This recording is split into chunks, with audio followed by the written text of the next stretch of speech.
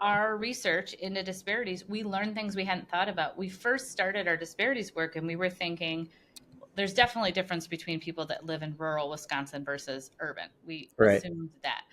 What we didn't know until we actually looked at the data that there are some significant differences between rural populations, that one rural population that lives very close to a health system or is much more affluent or has a different demographic makeup, they have totally different health needs than others. So we actually were able to go back to the data and start looking at it in more narrow segments. We couldn't do that without having patient level data. Similarly, we were thinking that zip code would be sufficient because where you live in your zip code is a great marker.